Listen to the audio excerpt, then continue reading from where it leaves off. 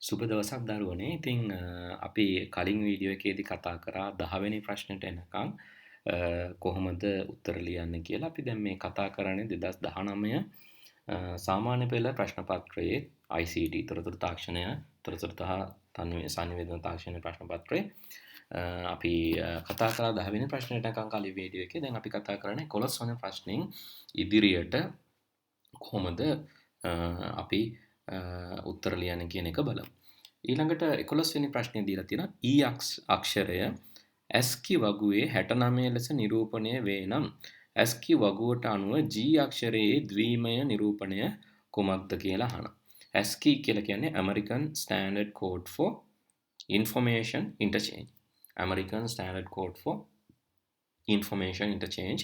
මේකෙදී අපි හැම අකුරටම කෝඩ් එකක් බයිනරි කෝඩ් එකක් දෙනවා. මම කියලා තියෙනවා මුලිනුත් මේ දරුවන්ට එක බිඳුව කියන්නේ එහෙම නැත්නම් ද්විමය සංඛ්‍යා කියන්නේ අපේ යන්ත්‍ර භාෂාවට පරිවර්තනය කරන්න ලේසිම දේ. ඒ හින්දා පරිගණක යන්ත්‍ර භාෂාවේදී මේ භාවිතා කරන්නේ මේ යන්ත්‍ර භාෂාවේදී පාවිච්චි කරන්නේ මේ ද්විමය සංඛ්‍යා වලට අදාළ ස්ටේටස්. ඒ කියන්නේ on off status එහෙම නැත්නම් yes no status එහෙම නැත්නම් north south වෙන්න පුළුවන් magnetic particles වල නම් pith lands වෙන්න පුළුවන් CD DVDs වල burn වෙච්ච තැන් burn නොවෙච්ච තැන් වෙන්න පුළුවන්. ඒ විදිහට අවස්ථා දෙකකින් නිරූපණය තමයි වඩාත්ම පහසු. අපිට ස්විච් එකකට උනත් කියන්න පුළුවන් ලේසියෙන්ම ස්විච් එකකට උනත් කියන්න පුළුවන් off කරොත් බල්බ් එකට මැසේජ් එකක් යවන්න පුළුවන් හරි දැන් ඔයා නිවෙන්න කියලා. ඒ වගේම ස්විච් එක on කරොත් බල්බ් එකට පණිවිඩයක් යවන්න පුළුවන් හරි දැන් ඔයා පත්තු වෙන්න කියලා. වගේ මේ ඉලෙක්ට්‍රොනික ඩිවයිස් වලට හරිම ලේසි sannivedanaya කරන්න මේ ද්විමය භාෂාවෙන්. හැබැයි අපිට ඒක පහසු වෙන්නේ නැහැ. ඒ හින්දා අපි පාවිච්චි කරන දේවල් අපි සාමාන්‍ය පරිසරයේදී අපි පාවිච්චි කරන දේවල් මේ ද්විමය භාෂාවට පරිවර්තනය කරන්න ඕන. මේ අකුරු වලටත් එන්නේ මේ දේම තමයි. ඊ අකුර අපි පාවිච්චි කරාට ඊ අකුර ද්විමය භාෂාවෙන් කම්පියුටර් එකට දෙන්න ඕන. ඒකට හදපු එක ක්‍රමවේදයක් තමයි American Standard Code for Information Interchange කියලා කියන්නේ. ඉතින් ඒකට අනුව 69 කියන්නේ E නම් F කියන්නේ 70, G කියන්නේ 71. 71 බයිනරි කරන්න කියලා තමයි වෙනත් විදිහකට කියනවා නම් මේ කියලා තියෙන්නේ. ඉතින් ද්විමය සංඛ්‍යා වලට හරවන කොටත් මම කියලා දීලා තියෙනවා කොහොමද කරන්නේ අපි ද්විමය සංඛ්‍යාව දැන් 71 තියෙනවා නම් අපි මුලින් කරන්න ඕන මේක දෙකෙන් බෙදලා මේ දෙකෙන් බෙදුවට පස්සේ අපි ලියන්න ඕන ඉතිරිය කොච්චරද කියලා. මම මෙතනින් ලියන්නම් ඉතිරිය දෙකෙන් බෙදුවම අපිට එනවා 35ක්. ඉතිරිය විදියට අපිට හම්බ වෙනවා 1ක්. ආපහු අපි දෙකෙන් බෙදමු.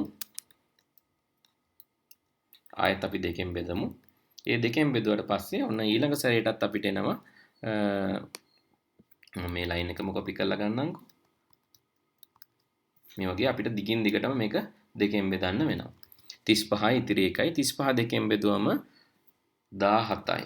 17යි ඉතිරි 1යි 17 දෙකෙන් බෙදුවම එනවා 8යි. 8 වරක් දෙක 16යි. එහෙනම් 8යි ඉතිරි 1යි. 8 දෙකෙන් බෙදුවම 4යි. ඉතිරි වෙන්නේ 0.8 හරියටම බෙදෙනවා. ඉතින් ඊළඟට ගත්තොත් අපි බෙදමු 2 දෙකෙන් බෙදුවම අපිට එනවා 4 දෙකෙන් බෙදුවම 2යි ඉතිරි 0යි.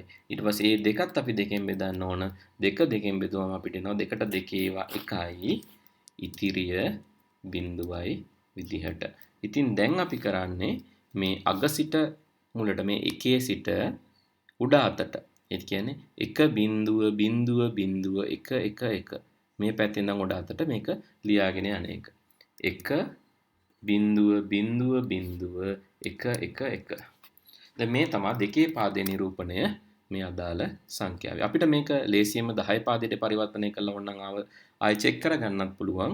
මේ මුලින්ම තියෙන අර ගණකරාමය වගේ මුලින්ම තියෙන්නේ මෙතන තියෙන්නේ එකේ ගොඩවල්. එකේ ගොඩවල් වලට පස්සේ අපිට හම්බ වෙනවා දෙකේ ගොඩවල්. දෙකේ ගොඩවල් වලට පස්සේ අපිට හම්බ වෙනවා හතරේ ගොඩවල්. දැන් 10 පාදේ සංඛ්‍යා නම් 10 ගුණයක් නෙවෙන්නේ. දෙකේ පාදේ සංඛ්‍යාවලදී මේක හැම වෙලෙම දෙගුණයක් තමයි වෙන්නේ. එතකොට එකේ ගොඩවල්, දෙකේ ගොඩවල්, හතරේ ගොඩවල්, මෙතන තියෙන අටේ ගොඩවල්. හැබැයි අටේ ගොඩවල් එකක්වත් නැහැ. ඊළඟට 16 ගොඩවල්, 16 ගොඩවලුත් එකක්වත් නැහැ. ඊළඟට 32 ගොඩවල්, 32 ගොඩවලුත් එකක්වත් නැහැ. ඊළඟට 64 ගොඩවල්. 64 ගොඩකින් එකක් තියෙනවා. ඉතින් එහෙනම් මෙතනට අපි දාගමු 64. 4ක්. එතකොට අපේ මේ ටික එකතු කරාම 64කුයි 4කුයි එකතු කරාම 68යි. 68කුයි 2කුයි 70යි 1යි. උත්තරේ සමාන වෙනවා 71ට. අන්න ඒ විදිහට තමයි අපි අනිත් පැත්තට කන්වර්ට් කරන්නේ. 1 ගොඩකුයි 2 ගොඩකුයි 4 ගොඩකුයි 8 නැහැ 16 නැහැ 32 නැහැ 64යි. 64යි 68යි 70යි 71යි මේ දෙපැත්තට මම කරලා පෙන්නේ පොඩ්ඩක් මතක් වෙන්නත් එක තීරීක. ඉතින් උත්තරේ වෙන්නේ 1.0.0.1 1.1. ඒ කියන්නේ උත්තරේ වෙන්නේ 2 කියන එක තමයි උත්තරේ වෙන්නේ. E F G නේ අහන්නේ. F G කියන්නේ දෙවෙනි එක තමයි උත්තරේ වෙන්නේ. හරි. ඊළඟ ප්‍රශ්නේදී 12 වෙනි ප්‍රශ්නේ අපි බලමු. ඒකෙදි කියලා තියෙනවා පහත සඳහන් කුමන වර්ණයෙහි මෙහෙයුම් පද්ධතියක කාර්ය පාරෙන් පමණක් අඩංගු වන්නේ. මෙහෙයුම් පද්ධතියක් කියලා කියන්නේ ඔපරේටින් සිස්ටම් එකක් කියලා කියන්නේ සිස්ටම් සොෆ්ට්වෙයාර් එකක් නැත්නම් පද්ධති මෘදුකාංගයක්. පද්ධති මෘදුකාංගයක් විශේෂයෙන්ම ඔපරේටින් සිස්ටම් එකක් කියන එකට අපි කියනවා මෙයා පාවිච්චි කරන්නේ කළමනාකරණය. මෙයා මේ රිසෝස් මැනේජර් කෙනෙක්. සම්පත් කළමනාකරණය කරන්න තමා අවශ්‍ය වෙන්නේ. සම්පත් කියලා කියන්නේ මෙතනදී හાર્ඩ්වෙයාර්, යූසර්ස්, ඇප්ලිකේෂන් වගේ සම්පත්. ඉතින් අපි බලමු මොනවාද ඔපරේටින් සිස්ටම් එකකින් කරන්න කියලා. පේරෝල් මැනේජ්මන්ට්. පඩිපත කළමනාකරණය. ඉතින් පේරෝල් මැනේජ්මන්ට් කරන්න ඇප්ලිකේෂන් සොෆ්ට්වෙයාර් එකක් නේ ඕන. මොකද සැලරි හදනවා කියන්නේ පඩියක් හදනවා කියන්නේ පේරෝල් එකක් හදනවා කියන්නේ අපිට අවශ්‍ය දෙයක්. නිසා පරිගණකයට අවශ්‍ය දෙයක් නෙමෙයි. පරිගණකයට අවශ්‍ය දේවල් තමයි අපි මෙතනදී බලන්න ඕනේ. මොකද සිස්ටම් සොෆ්ට්වෙයාර් එහෙම නැත්නම් පද්ධති මෘදුකාංගයක් තියෙනවා. පද්ධති මෘදුකාංග වැඩ කරන්නේ මේ පද්ධතියට අවශ්‍ය කට්ටියනේ. පද්ධතියට අවශ්‍ය කට්ටිය කවුද? රුඩාංග. රුඩාංග කළමනාකරණය, රුඩාංග සම්බන්ධ මොනම දෙයක් වුණත් කළමනාකරණය කරන්න බොහෝ දේවල් කළමනාකරණය කරන්න සිස්ටම් සොෆ්ට්වෙයාර් වලට පුළුවන්. එහෙම නැත්නම් ඔපරේටින් සිස්ටම් කියන්නේ සිස්ටම් සොෆ්ට්වෙයාර් එකක්. ඒකටත් පුළුවන් ඒ හින්දා. එහෙම නැත්නම් පුළුවන් තව දෙයක් තමයි මේ රුඩාංග සහ අපි අතර කළමනාකරණය. ඒ කියන්නේ අපේ යූසර්ස්ලා විදියට අපිත් රුඩාංගත් අතර මෙයා අතුරු මුහුණතක්. අපි දෙගොල්ලෝ අතර වැඩ කරන දේ හાર્ඩ් එකේ අපි සේව් කරනවා කියන ෆයිල් එකක්. හැබැයි ඇත්තටම හાર્ඩ් එකේ වෙන්නේ මොකක්ද? අපි ෆයිල් එකක් සේව් කරද්දි මේ හાર્ඩ් ඩිස්ක් එක රොටේට් වෙනවා, කැරකෙනවා, තප්පරයකට වාර ගන්නක්, විනාඩියකට වාර ගණනක්. ඉතින් ඒ කැරකෙන වාර ගන්න කැරකෙනකොට මේකේ තියෙන හෙඩ් එකක්. මේ හෙඩ් එකේ තියෙන හෙඩ් එකට යනවා මේ බයිනරි නම්බර්ස්. ඒ බයිනරි නම්බර්ස් ටික හෙඩ් එකට යනකොට ඒකට අනුව මේ හાર્ඩ් ඩිස්ක් එකේ තියෙන මැග්නටික් පාටිකල්ස් එහෙම නැත්නම් මේ චුම්බකත්වයෙන් තියෙන චූටි කොටස් තියෙනවා. ඒ කොටස් ඒ වල චුම්බකත්වය වෙනස් කරන එක තමයි මේ කරන්නේ මේ හાર્ඩ් ඩිස්ක් එකේ තියෙන හෙඩ් එකෙන්. ඉතින් මේක කම්ප්ලෙක්ස් සංකීර්ණයි. සාමාන්‍ය කෙනෙකුට තේරුම් ගන්න අමාරුයි. දැන් මේක CD එකකට රයිට් කරනවා නම් වෙන්නේ මේ ලයිට් එකක්, ලේසර් ලයිට් එකක් තියෙනවා. ඒ ලේසර් ලයිට් එකේ පත්තු වෙන හින්දා මේ CD එකේ තියෙන මැද තියෙන ඇලුමිනියම් එහෙම නැත්නම් ඒක තියෙනවා ප්ලැටිනම් තියෙන්න පුළුවන්. එහෙම නැත්නම් AU ගෝල්ඩ් තියෙන්න පුළුවන්. ගෝල්ඩ් හෝ ප්ලැටිනම් හෝ ඇලුමිනියම්. අපි ගොඩාක් වෙලාවට දකින්නේ ඇලුමිනියම්. මේ ඇලුමිනියම් තුනී ස්තරයක්. ලේසර් බල්බ් එක පත් වෙනකොට මේක රත් වෙනවා. අපි කියනවා බර්න් වෙනවා කියලා. ලේසර් බල්බ් එක නිවෙනකොට ඒ පිච්චෙන්නේ නැහැ, බර්න් වෙන්නේ නැහැ. මේ පිච්චෙන තැනකට අපි නමක් කියනවා පිත් එකක්. පිච්චෙන්නේ නැති තැනකට අපි කියනවා නම ලෑන්ඩ් එකක්. ඉතින් මේ බර්න් වෙන තැන්, පිච්චෙන තැන් සහ නොපිච්චෙන තැන් තමයි එක බිඳුව විදිහට රයිට් වෙන්නේ. අපි කියනවා CD එකක් රයිට් කරනවා, CD එකක් බර්න් කරනවා කියලා.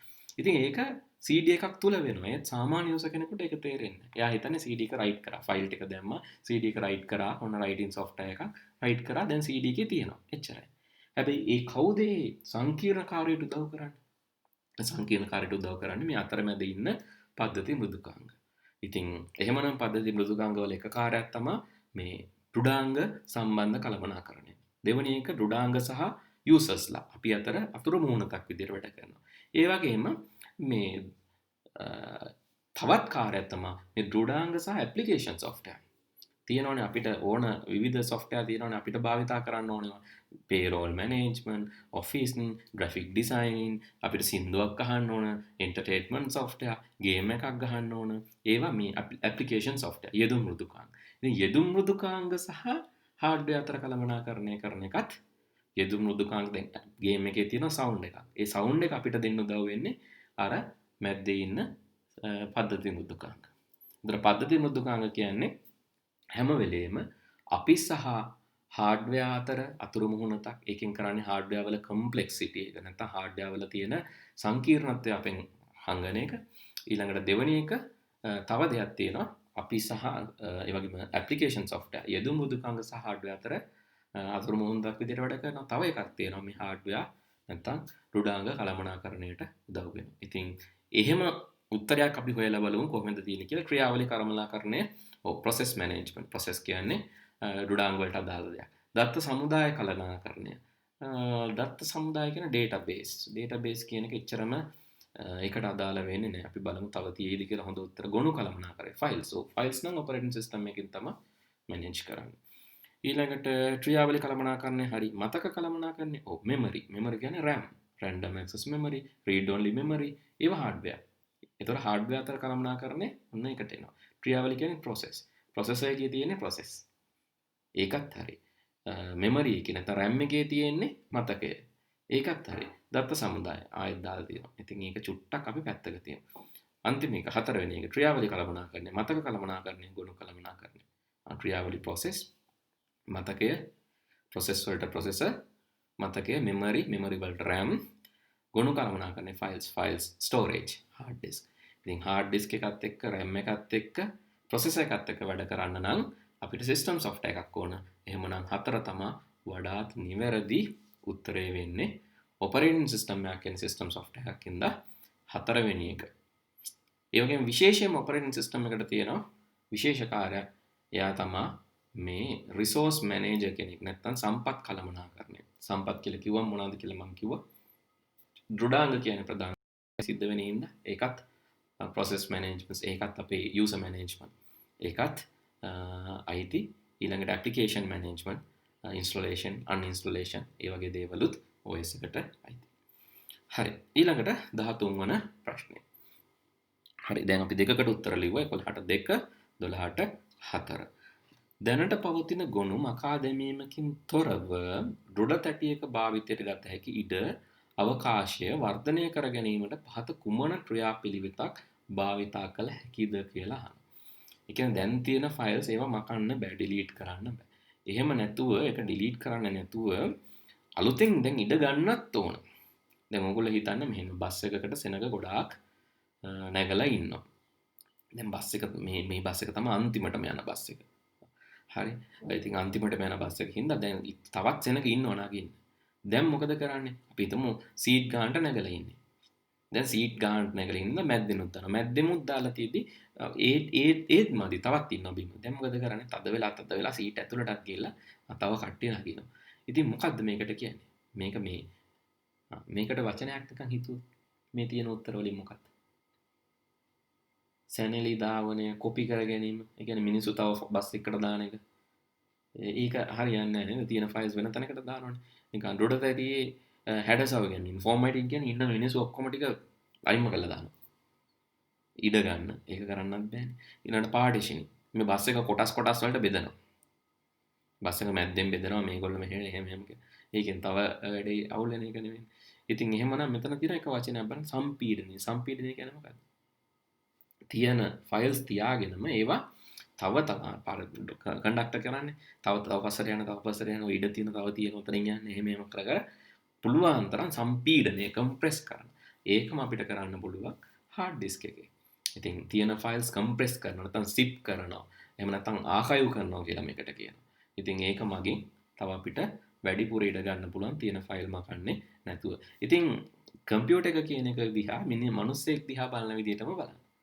ඉතින් එතකොට හරිම ලේසි මේ කම්පියුටර් එකේ තියෙන දේවල් මේ මිනිස්සෙක්ගේ විදියට බලලා තීරණය කරද්දි හරි ලේසි අපි සහ කම්පියුටර් එක අතර වෙන්නේ මොකද්ද කියලා තේරුම් ගන්න.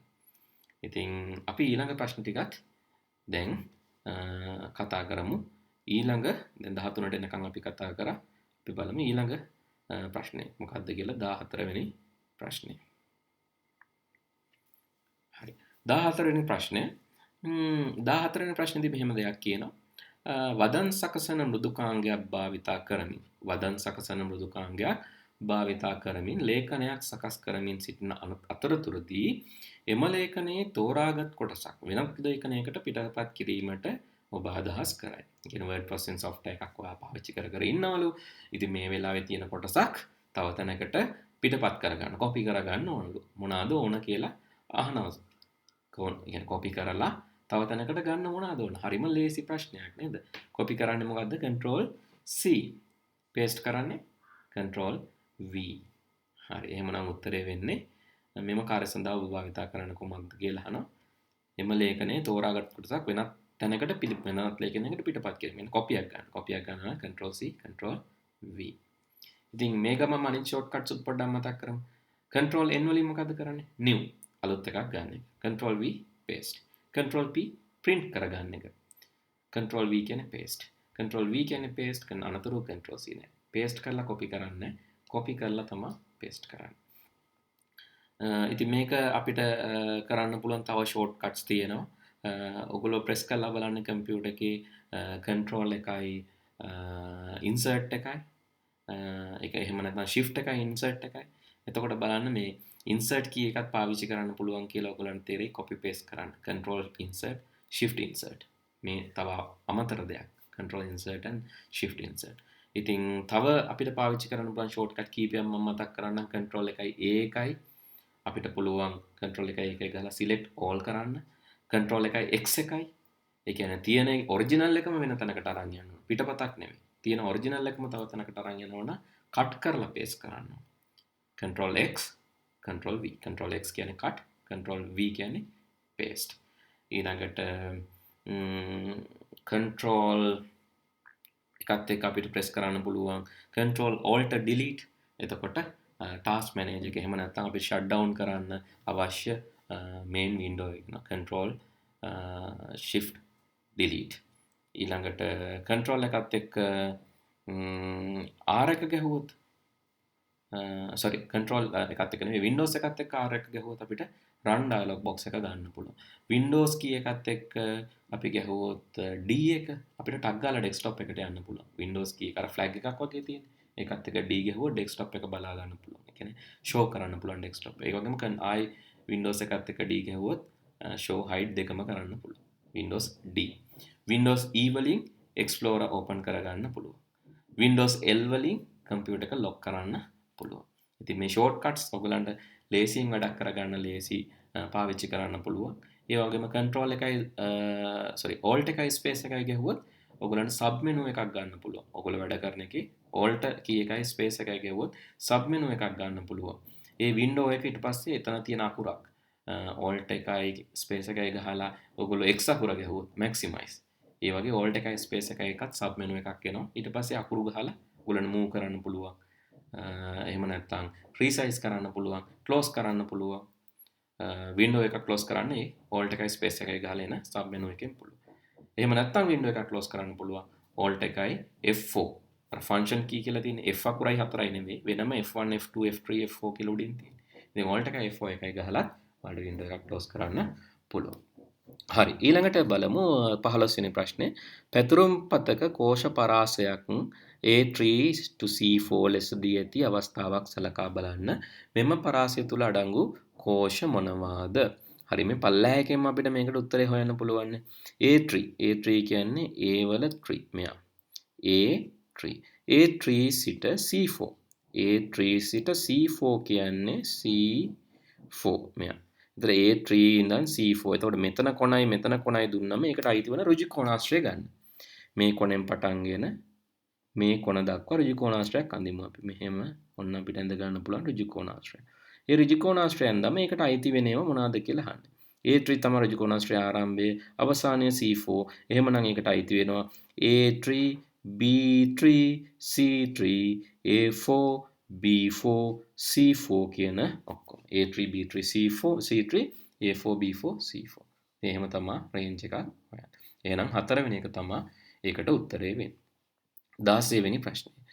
C2 කෝෂය සඳහා B2 ඩොලර් මම මේක ඕනනම් Excel වල ඔයගොල්ලන්ට කරලා පෙන්නන්න දාලා කලින් එක ඍජු කෝණාශ්‍රයක් යනවා කීප එක. කෝකටත් අපි කරමුකෝ. අපි ආරම්භක ස්ථානය දෙනවා. මේක පොඩි කරලා බලමු අපි. හරි. A3 ඊළඟට අපි කියනවා C අවසාන වන ස්ථානය C4. shift එක ගහගෙන මේක කරන්න පුළුවන්. A3 shift එක ඔබාගෙන C4. එතකොට බලන්න. A3 B3 C3 A4 B4 ඍජු කෝණාශ්‍රයක් යන විදිහට තමයි සිලෙක්ට් වෙන්නේ. ඉතින් ඊළඟ එක බලන්න. C2 කෝෂය සඳහා B2 $B5 සූත්‍රය ඇතුළත් කර පහත පැතුරුම් පද සලකා බලන්නලු. හරි. යම් කිසි අකුරක් ඉස්සරහින් $1ක් දැම්මම ඒ $1 දාලා තියෙන $1කට පස්සේ තියෙනවනේ. ඒක වෙනස් වෙන්නේ නැහැ. උදාහරණයක් විදිහට අපි ගමුකෝ මෙතන මම ලියනවා මෙහෙම 3යි 4යි 5යි. ඊළඟ මෙතනත් මම ලියනවා 3යි 4යි 5යි. මම මෙතනට ගිහිලා කියනවා සමානයි A2 එකතු කිරීම B2 කියලා. A2 එකතු කිරීම B2 කියලා ලියනවා. ඒක ලෙන්ට කරනවා. දැන් මම මේක මෙන්න මෙතන තියෙන මේ උඩට ගියාම බලන්න මේ සාමාන්‍ය ඉතලේ තියෙන දැන් කළු හතර අර 4 headed arrow එක. 4 headed නෙමෙයි ඇත්තට මේක කළු ප්ලස් එකක්. black color ප්ලස් එකක් එනවා. මේක උඩට ගෙනාවම මේ අර චූටි කොටුවක් තියෙන මේ කොනේ මේ උඩට ගෙනාවම ඔන්න වෙනස් වෙනවා. ඔන්න කළු පාට ප්ලස් එකට.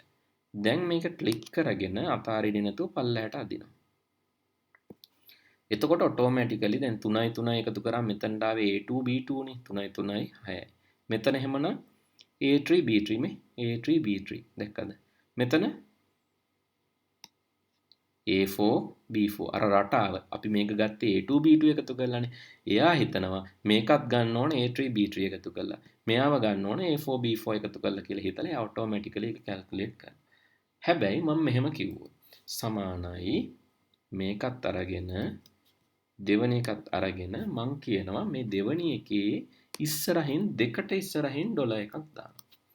දෙකට ඉස්සරහින් $1ක්. දාලා ඉවර වෙලා චුට්ටක් ලොකු කරලා බලමු අපි. දෙකට ඉස්සරහින් $1ක්. දැන් ඔයාලා මෙතන උන දේ දැක්කනේ මම පල්ලහැට මේකට අපි කියන ඔටෝ ෆිල් කියලා. මෙන්න මෙතන තියෙන ප්ලස් එකෙන් ඇද්දම වෙන දේ. ඔටෝමැටිකලි මේ තුන කැල්කියුලේට් කරා A4 B4.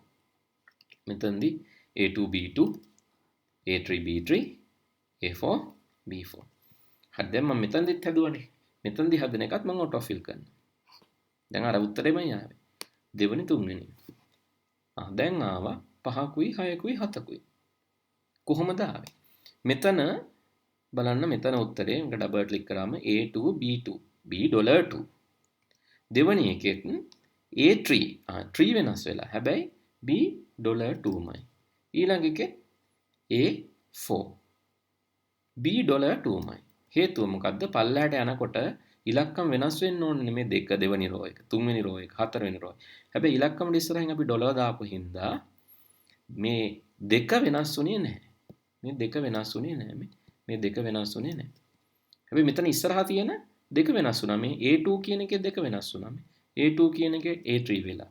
A2 කියන එක A4 වෙලා. ඒක වෙනස් වුණා. දැන් අපිට ඒකත් වෙනස් වෙන්න එපා නම් මේ දෙකට ඉස්සරහින් $1ක් දාන්න පුළුවන්. හරි. දැන් මේක දිගටම ඩ්‍රැග් කරොත් වෙන්නේ 3ටම 6යි එන්නේ. ඇයි ඒ? A ඉස්සරහින් 2 B ඒ දෙකේ ඉලක්කම් දෙකම වෙනස් වෙන්නේ නැහැ. මොකද දෙකටම ඉස්සරහින් $1 තියෙනවා. දැන් $1ක් දැම්මොත් වෙන්නේ මේ විදිහට ෆන්ක්ෂන් එක කොපි පේස්ට් කරොත් එහෙම නැත්නම් ෆන්ක්ෂන් එක ඔටෝ ෆිල් කරොත් කොපි පේස්ට් කරත් මෙහෙමම තමයි. මේක කොපි කරලා control C control V control V ඒත් අර විදිහම තමයි. ෆන්ක්ෂන් එක කොපි පේස්ට් කරොත් නැත්නම් ඔටෝ ෆිල් කරොත් අර ඩොලර් සයින් එකට පස්සේ තියෙන එක වෙනස් වෙන්නේ නැහැ. අකුරට ඉස්සරහින් $1 දාන අවස්ථා තියෙනවා. දැන් උදාහරණයක් විදිහට මම මෙතන කිව්වොත් සමානයි මේක එකතු කිරීම මේක එකතු කිරීම කියලා මේ දෙක ගන්න. එතකොට 6යි. මම දැන් මේක මේ පැත්තට අදිනවා.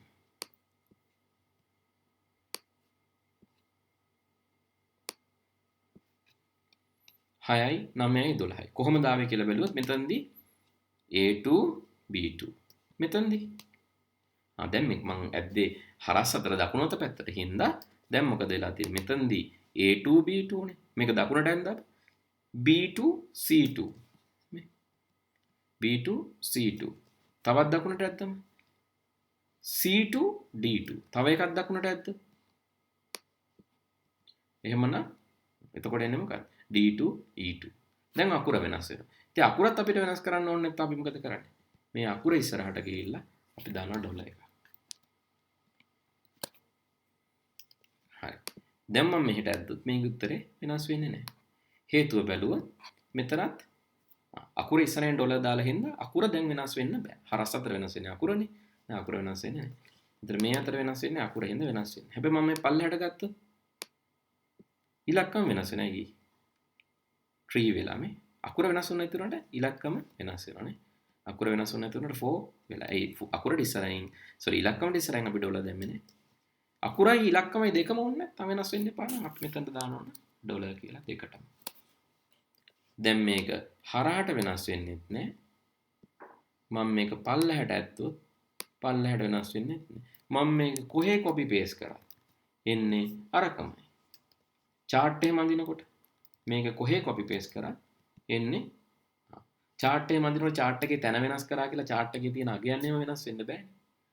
නේද? වගුවක් අඳිද්දි chart එකක් අඳිද්දි graph එකක් අඳිද්දි වෙනස් වෙන්න බෑ. ඉතින් එහෙනම් chart graph අඳිද්දි ගොඩක් වෙලාවට මේ range එක fix කරනවා. අපි මේකට කියනවා absolute referencing කියලා.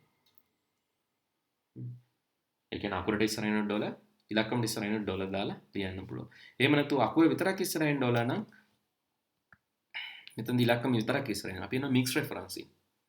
ඒ කියන්නේ භාගයක් දැන් මේක මෙහෙම තිබ්බොත් පල්ලෙහාට වෙනස් වෙන්නේ නැහැ තමයි. ඇයි ඉලක්කමට ඉස්සරහින් ඩොලර් තියෙනවා. පල්ලෙහාට වෙනස් වෙන ඉලක්කන්නේ නේ. පල්ලෙහාට වෙනස් වෙන ඉලක්කන්නේ. දැන් මේක පල්ලෙහාට ඇද්දට වෙනස් වෙන්නේ නැහැ. හැබැයි මම මේක හරහාට ගත්තොත් එතකොට වෙනස් වෙනවා. අයියේ. මෙතන ඉලක්කමට ඉස්සරහින් ඩොලර් තිබ්බට අකුරට ඉස්සරහින් ඩොලර් නැහැ. ඒ හින්දා අකුර මේ BC වෙලා ඊළඟට CD වෙලා අකුර වෙනස් වෙනවා. ඉතින් මේක හරියට ඔලුවට දා ගන්න ඕන කොහොමද මේ වැඩ කරන්න කියලා. හරි. අකුරට ඉස්සරහින් ඩොලර්ස් දැම්මොත් හරහාට වෙනස් වෙන්නේ නැහැ. ඉලක්කමට ඉස්සරහින් ඩොලර් දැම්මොත් පල්ලෙහාට වෙනස් වෙන්නේ නැහැ. අකුරට ඉලක්කමට දෙකටම ඉස්සරහින් ඩොලර් දැම්මොත් මේ වගේ. ඒතකොට හරහාට වෙනස් වෙන්නේ නැහැ. පහළට වෙනස් වෙන්නේ නැහැ. ඉතින් අපිට ෆික්ස් කරගන්න පුළුවන්. වෙනස් වෙන එක නැති කරන්න පුළුවන් මේ ෆන්ක්ෂන් එකක් ෆෝමියුලා එකක් කොපි කරද්දී මේ ඩොලර් සයින් එක. ඉතින් ඒ වගේ දෙයක් තමයි මෙතනදී අහන්නේ. හරි. B2 කියන්නේ මෙහා වැඩි කිරීම B$2. B$ කියන්නේ ප්‍රතිශතයන්නේ. B$5 කියන එකේ තේරුම මේක පල්ලෙහාට ආයෙ වෙනස් වෙන්නේ නැහැ. මොකද පහට ඉස්සරහින් ඩොලර් දාලා තියෙන්නේ. පල්ලෙහාට ඇද්දොත් උඩට ඇද්දොත් මේ 5 4 වෙයි 3 වෙයි 2 වෙයි එහෙම වෙන්නේ නැහැ. හේතුව ඩොලර් දාලා තියෙන්නේ. හැබැයි මේ B2 මොකද වෙන්නේ? පල්ලෙහාට ඇද්දපු හැටි දැන් මේක මම මෙතන ලියලා B2 වැඩි කිරීම B$5 මම පල්ලෙහාට ගන්නවා. දැන් B2 වෙනස් වෙනවා. B ඒ පල්ලෙහාට නේද? B2 B3 වෙනවා. ඒතර B3 වැඩි කිරීම පල්ලෙහාට B නේ තියෙන්නේ. BBමයි. B3 වැඩි කිරීම B$5.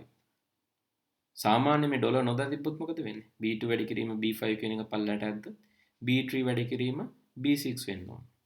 ඒ දෙකම එකකින් වැඩි වෙන්න ඕන. B3 වැඩි කිරීම B6. හැබැයි ඉස්සරහට ඩොලර් තියෙන හින්දා මෙතෙන් දෙන්නේ B3 වැඩි කිරීම B$5. B3 කියන්නේ 60000යි. B$5 කියන්නේ B$5 කියන්නේ දශම එකයි 60000 දශමකින් වැඩ කරාම 6000යි. එහෙනම් උත්තරය වෙන්නේ තුන්වෙනි එක. හරි.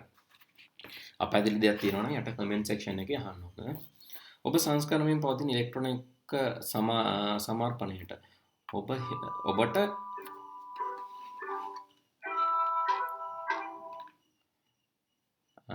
ඔබ සංස්කරණයෙන් පවතින ඉලෙක්ට්‍රොනික සමාර්පණයට ඔබට හිස් කදාවක් ඇතුළත් කිරීමට අවශ්‍ය වේ. මේ සඳහා කුමන යතුරු භාවිතා කළ හැකිද කියලා අහනවා. මේ අහන්නේ අලුත් ස්ලයිඩ් එකක් ගන්න. අලුත් ෆයිල් එකක් නම් control N. අලුත් ස්ලයිඩ් එකක් ගන්න පුළුවන්. කොහොමද ප්‍රසන්ටේෂන් වල? PowerPoint වල control N ගැහුවොත් එන්නේ අලුත් ප්‍රසන්ටේෂන් එකක්. හැබැයි control M ගැහුවොත් මේ තියෙන්නේ control ගමුකෝ අලුත් මේ තියෙන්නේ ස්ලයිඩ් එකක්. අපි control N ගැහුවොත් යා අලුත් එකක් ගන්න තමයි අහන්නේ new document එක. හැබැයි අපි ගැහුවොත් තියෙන එකේම control M කියලා අපිට අලුත් ස්ලයිඩ් එකක් ගන්න පුළුවන්. එහෙමනම් මේකට උත්තරේ වෙන්නේ control M. පළවෙනි එක තමයි උත්තරේ වෙන්නේ. ඉලෙක්ට්‍රොනික සමාර්පණ මෘදුකාංග කුමන ගුණාංගයක් භාවිතා කරමින් එහි කදාවක සන්දාර සැකසුම content management පාත පෙන්වා ඇති සැකසුම් අවස්ථාවේ සිට දෙක අවස්ථාවට මාරු කරගන්න පුළුවන්ද කියලා අහනවා. ඒ කියන්නේ මේ තියෙන එක වෙනස් විදිහකට මේ විදිහට ඩිස්ප්ලේ කරගන්න නම් ස්ලයිඩ් ෂෝ එකකින් කරන්නේ අපි වින්ඩෝ එකක මුළු ස්ක්‍රීන් එකේම ස්ලයිඩ්ස් පෙන්නගෙන යන එක ෂෝ එකක්. ස්ලයිඩ් view එකෙන් අපිට view එක වෙනස් කරන්න විතරයි පුළුවන් බලන විදිය. ස්ලයිඩ් සෝට් එකෙන් පුළුවන් අපිට ස්ලයිඩ් එක මේ views තියෙන එක ඔයගොල්ලන්ට මම හිතන්නේ මේව මතක ඇති කියලා හිතනවා. එහෙම නැත්නම් පොඩක් ඇප්ලිකේෂන් එක ගන්න මෙන්න මෙතන තියෙනවා views. මේ තියෙන එක views. මේ තියෙනවා ස්ලයිඩ් සෝට් view එක. මේක ක්ලික් කරාම ඔන්න ඔහම ස්ලයිඩ් බලා ගන්න පුළුවන්. ස්ලයිඩ් ෂෝ view එක. ස්ලයිඩ් ෂෝ view එක, ස්ලයිඩ් ෂෝට් view එක. ඒක උඩට ගියාම එනවා. එහෙනම් මෙතන තියෙනවා normal view එක. හරි. දැන් මේ වෙනස් කරගන්නනේ ඕන. පේන විදිය වෙනස් කරගන්න නෙවෙයි ඕන. මේ view එක දෙකකට බෙදා ගන්න. ඒ කියන්නේ වෙනස් කරන්නේ layout එක. ඒකට අපි ගන්නෙ එක කියන එක කදා පිරිලැසුම. එහෙමනම් එක තමයි 18 වෙනි එකට උත්තරේ වන්නේ. 19 වෙනි එක බලමු ඊළඟට. වදන් සැකසුම් හා ඉලෙක්ට්‍රොනික සමර්පණ යන මෘදුකාංග වර්ග දෙකෙහි පොදු ගුණාංගයක් නොවන්නේ කුමක්ද කියලා අහනවා. වදන් සැකසුම් සහ ඉලෙක්ට්‍රොනික සමර්පණ මේ දෙකේම පොදු ගුණාංගයක් නොවන්නේ. පේලි අතර පරතරය වෙනස් කිරීම. ටෙක්ස්ට් එඩිටින් එක පොදුයි. සෙවීම හා ප්‍රතිස්ථාපනය කියන්නේ find and replace ඒකත් දෙකේම තියෙනවා. තැපැල් මුසුව මේල් මර්ජ් කියන්නේ ඇඩ්‍රස් ගොඩකට නැත්නම් ඇඩ්‍රස් ලිස්ට් එකකට එහෙම නැත්නම් අපි ළඟ තියෙන ඩේටාබේස් එකක්. ඒ ඩේටාබේස් එකට අපිට පුළුවන් එකපාර ඒවට කස්ටමයිස් කරලා, ඒ කියන්නේ එක එක්කෙනාට අනන්‍ය විදිහට ඒ ඇඩ්‍රස් දාලා අපිට මේ පුළුවන් ලියුම් සකස් කරන්න. ඒක කරන්න පුළුවන් මේ වදන් සැකසුම් නැත්නම් data processing word processing software එකක විතරයි. ඊළඟට ස්පෙල් චෙක් එක දෙකේම තියෙනවා. එහෙනම් ප්‍රසන්ටේෂන් වලයි word processing වලයි දෙකේම නැත්තේ මොකද්ද කියලා අහන්නේ මේල් මර්ජ් තමයි උත්තරේ වෙන්නේ. ඉලෙක්ට්‍රොනික සමාපනයක ගුණාත්මක භාවය ඉහළ දැමීම සඳහා පහත කුමක් යෝග්‍ය වේද කියලා අහනවා. ප්‍රසන්ටේෂන් එක ක්වොලිටි එක වැඩි කරන්න. කදාවක පවතින පාට පේලි ගන්න 6 සිට 9 දක්වා. ඔව් ටෙක්ස්ට් එක අඩු කරන එක හොඳයි. මොකද ටෙක්ස්ට් ගොඩාක් දැම්මම කියවන්න අමාරුයිනේ. ඊළඟට එකම කතාවක් තුළ පින්තූරා ප්‍රස්තාර විශාල වශයෙන්. එහෙම දැම්මම අපැහැදිලි එක හොඳ දෙයක් නෙවෙයි. එක ස්ලයිඩ් එක පින්තූර ගොඩාක් දාන්න හොඳ නැහැ. ඒක සීමාවක් තියා ගන්න ඕන. සෑම කතාවකම රතු වර්ණය වැඩි. එක පාටක් ඒ වගේ රතු වගේ තද පාටක් පාවිච්චි කරාම ඇහැට ඒක සැර වැඩි. මොකද ෆ්‍රීකවන්සි එක අඩු වර්ණයක්නේ. ඉතින් ෆ්‍රීකවන්සි එක වැඩි වර්ණයක් ගත්තොත් සංඛ්‍යාතයේ වැඩි වර්ණයක් ගත්තොත් වඩාත් ඇහැට යෝග්‍යයි. ඒ හින්දා තමයි Windows ලා එහෙම නිල් පාට පොඩ්ඩක් වැඩිපුර පාවිච්චි කරන්නේ. දැන් ඔයගොල්ලෝ ඈත බලනකොට කඳු එහෙම පේන්නේ රතු පාටටද? කඳු එහෙම පේන්නේ නිල් පාටටනේ. දහස පේන්නේ නිල් පාටට. මුහුද ඈතට යන පේන්නේ නිල් පාටට. ඉතින් අපේ ඇස් රිලැක්ස් වෙන්න, අපේ ඇස් නිදහස් වෙන්න ඕන නම් අපිට කියන ඈත බලන් ඉන්න. කම්පියුටර් එක දිහා ගොඩ වෙලා බලන් හිටියම ඔළුව රිදෙනවා, ඇස් රිදෙනවා. හේතුව ළඟ. හේතුව අපි ජීව විද්‍යාව ඉගෙන ගන්නකොට ඉගෙනගෙන ඇති සමහර විට ඔයගොල්ලෝ ජීව විද්‍යාවේ අපේ ඇහැ ගැන ඉගෙන ගනිද්දි මේ නැත්තම් විද්‍යාවට හෝ ඇහැ ගැන ඉගෙන ගනිද්දි මේ ඇහි තියෙනවා ප්‍රතියෝජක පේශි. තාරා මණ්ඩලය, කණිනිකාවේ මේ කණිනිකාවේ සිදුර අපි ළඟ බලනකොට මේක පොඩ්ඩක් විශාල කරගන්න ඕන. ඒ වගේම ඒ හින්දා මේ පේශි වලින් මේක ඇහැ තද කරගෙන තමයි ඉන්නේ. එතකොට තද කරාම තමයි මේ කාචේ නාභිගත කරගන්න අපිට ලේසි මේ ළඟ තියෙන වස්තුන් බලන නාභිගත කරගන්න. ඉතින් එහෙම කරාම අපේ ඇහැ තද කරගෙන නිතරම ටිකක් වෙලා තද කරගෙන ඉන්නකොට මොකක්ද වෙන්නේ? ඕනම රිදෙනවා. ඉතින් හැබැයි අපේ පේශි ලිහිල් කරලා අපිට ඈත බලන්න පුළුවන්. එතකොට අර ඈත තියෙන වස්තුවක් ફોකස් කරන්නනේ ඕන. ඒ හින්දා අපිට මේ එච්චර මේ ප්‍රශ්නයක් නෑ. ඈත තියෙන වස්තුවක් ફોකස් කරන්න ඕන හින්දා අපේ කාචේ මේ අපිට නාභිගත කරන්න ලේසි කාචේ දිග අරගත්තා. ඉතින් ඒ හින්දා රිලැක්ස්. එතකොට අර පේශි වලින් තද කරන්න. එතකොට අර ඔළුව රිදෙන ගතිය අඩු වෙනවා. ඉතින් ඈත තියෙන වස්තු කියන්නේ ගොඩාක් වෙලාවට නිල් පාට. ඒ හින්දා අර නිල් පාට පාවිච්චි වැඩි කරලා තමයි ගොඩක් වෙලාවට අර ඇහැට මේ නිදහසක් දෙන්න උත්සාහ කරන්නේ. එහෙනම් නිල් පාට ඉන්ටර්ෆේසස් ටිකක් වැඩිපුර තියෙනවා නේද? Facebook ගත්තම, එතකොට Windows ගත්තම ගොඩාක් ඇප්ලිකේෂන් වල ඔයගොල්ලෝ නිල් පාට ගතිය වැඩිපුර දකිනවා. ඒ හැටි. හැබැයි රතු පාට ගතිය වැඩි වෙද්දි පොඩ්ඩක් ඇහැට ටිකක් අමාරුයි. ඉතින් ඒක ඔයගොල්ලෝ පොඩ්ඩක් මතක තියාගන්න ඕනේ. එහෙමනම් මේකෙදී අපිට ගන්න වෙන්නේ මොකද්ද? ගුණාත්මක භාවය නැංවීමට මොකද්ද කරන්න පුළුවන් කියලායි අපෙන් අහන්නේ. ඉතින් කදාවක පවතින පාට 6 සිට 9 ඒක හොඳ දෙයක්. ඒ වගේම කදාවක පවතින පින්තූර සහ ප්‍රස්තාර විශාල වශයෙන් භාවිතා කිරීම කියන්නේ නරක දෙයක්. අපි මෙතන කියන්නේ භාවිතා නොකිරීම. නොකිරීම කියන එක නිසා බීත් ගන්න පුළුවන්. එහෙමනම් අපිට උත්තරේ විදිහට ගන්න පුළුවන් A B දෙක C නම් හොඳ දෙයක් නෙවෙයි. එහෙමනම් 20ට උත්තරේ වෙන්නේ 1. හරි පුතාලා අපි දැන් මෙහෙම කරමු. අපි තවත් පුංචි විවේකයක් අරගෙන ඉමු. අපි ඊළඟ ප්‍රශ්න 10 සාකච්ඡා කරමු. අපි ඊළඟ වීඩියෝ එකේදී දැන් මේ වීඩියෝ එකේදී මොනවා හරි ඔයගලන්ට ප්‍රශ්න තියෙනවා නම් ඔයගලන්ට යොමු කරන්න පුළුවන් මේකේ කමෙන්ට් සෙක්ෂන් එකට. එහෙම නැත්නම් ඔයගලන්ට මගේ channel එකේ යටින් සඳහන් වෙනවා මගේ details.